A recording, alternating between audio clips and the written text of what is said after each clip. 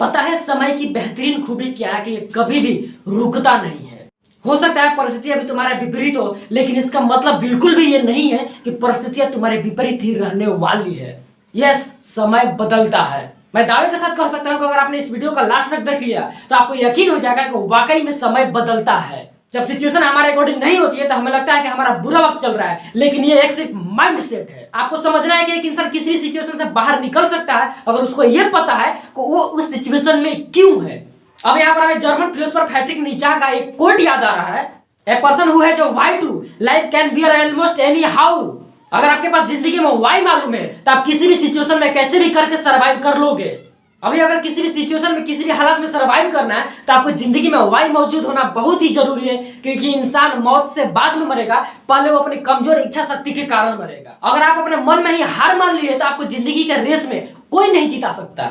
यहाँ पर एक गहरे सर्वाइवल की स्टोरी सुनाना चाहूंगा जो कि एक रियल लाइफ स्टोरी है। एक ऐसे इंसान जो कि 438 दिन पैसिफिक ओशियन में प्रशांत महासागर में अकेले रहा।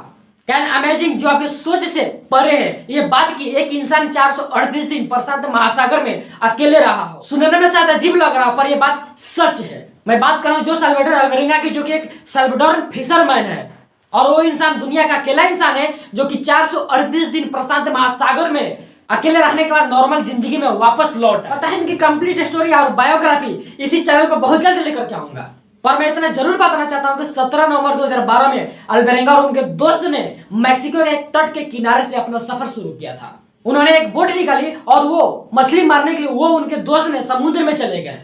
अब भारी तूफान की वजह से बोट खराब हो जाती है और उनका बोट खराब होने की वजह से, उनका कनेक्शन टूटने की वजह से अब समुद्र का पानी और हवा जहां लेकर के जाएगा वो वहीं पर जाएंगे। अब बोट पर उनका कोई कंट्रोल नहीं था। उनका 1 दिन गुजरा, 2 दिन गुजरा, 3 दिन गुजरा, 4 दिन गुजरा, 5 दिन गुजरा, 6 दिन गुजरा, 7 दिन गुजरा, 1 हफ्ता गुजर गया। 1 हफ्ता गुजरा, 2 हफ्ता गुजरा, 3 हफ्ता गुजरा, 4 हफ्ता गुजरा, 1 महीना गुजर गया अल्वेरेंगा और उनके दोस्त को अकेले प्रशांत महासागर में जिंदगी बिताते हुए। अब यहाँ पर आप क्वेश्चन कर सकते हो कि यार वो लोग क्या खा रहे थे, क्या पी रहे थे। तो मैं आपको बता दूं कि वो अपने एक इंटरव्यू में बताया था कि वो नॉर्मल समुद्र का पानी पी नहीं सकते थे, इसलिए वो बारिश का पानी इकट्ठा करके पीते थे या फिर मछली और कसिनो के मार करके उसका खून पीते थे, इतना सर्वाइव करने के लिए। उसके बाद दिन रात गुजरता रहा उनका। 2 महीने गुजरा, 3 महीने गुजरा, 4 महीने गुजरा। 4 महीने के बाद अल्वेरेंगा की दोस्त ने हार मान ली। अब यहाँ पर आप ध्यान दीजिए कि 2 दोस्त थे, एक ही दुनिया में, एक ही महासागर में, एक ही बोट में है, एक ही चीज खा रहे हैं, एक ही चीज पी रहे हैं, लेकिन उस 2 इंसान में से एक इंसान अपनी मेंटली हार मान ली। उस मेंटली हार मानने की वजह से उसने यकीन कर लिया कि अब हमारा मौत इसी महासागर में निश्चित है। इस तरह अल्वेरेंगा के दोस्त ने खाना पीना बंद कर दिया और उसके 3 दिन बाद अल्वेरेंगा के दोस्त की डेथ हो गई। इस डेथ के बाद अल्वेरेंगा को बहुत बड़ा झटका लगा, लेकिन अल्वेरेंगा ने कभी हार नहीं मानी। जो दोस्त शुरू से लेकर के 4 महीने तक अल्वेरेंगा के साथ था, आज उसने भी साथ छोड़ दिया, लेकिन फिर भी अल्वेरेंगा ने हार नहीं मानी। यहाँ पर आप ध्यान दीजिए कि अल्वेरेंगा के ऊपर में क्या क्या बीत रहा है, लेकिन वो फिर भी हार नहीं मान रहा है। ऐसे ऐसे करके 4 महीने गुजरा, 5 महीने गुजरा, 6 महीने गुजरा, 7 महीने गुजरा, 8 महीने गुजरा, 9 महीने गुजरा, 10 महीने गुजरा, 11 महीने गुजरा, 12 महीने गुजरा, 13 महीने गुजर गया, 14 महीना गुजर गया। 14 महीने गुजर गए जिंदगी की खोज में। अल्वेरेंगा उसी बोट पर बैठा रहा जिंदगी की खोज में। 14 महीने के बाद उसे एबॉन एटॉल नाम का एक आइलैंड दिखाई देता है। 14 महीने के बाद, 438 दिन के बाद वो जमीन पर दोबारा पैर रखता है और किसी दोबारा इंसान से मिलता है। तब उसे उसके अपने देश लाया गया और उसने इंटरव्यू में ये सारी बातें बताई, सारी कहानी बताई। अब ये स्टोरी आपको मैं क्यों बताया, क्यों सुनाया, क्योंकि एक इंसान के पास अगर वाई है, अगर उसका वाई, अल्वेरेंगा की वाई क्या था, अल्वेरेंगा का वाई ये था कि मुझे जीना है। अगर किसी भी इंसान के पास अगर वाई मौजूद है तो किसी भी हालात में, किसी भी सिचुएशन में वो सर्वाइव कर लेगा।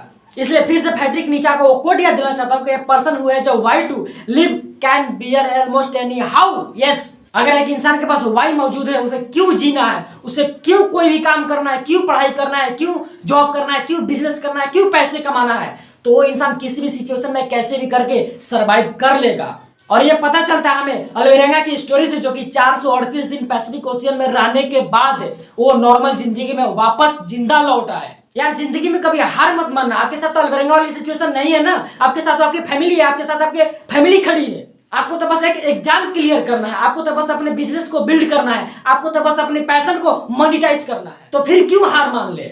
जब अल्वेरेंगा 438 दिन पैसिफिक ओशियन में रहने के बाद हार नहीं मानी, तो हम अपने सपनों के क्यों घुटने टेक दें। हमें भी कभी हार नहीं मानना है। तब तक काम करते रहो जब तक कि आपको जो चाहिए वो मिल ना जाए।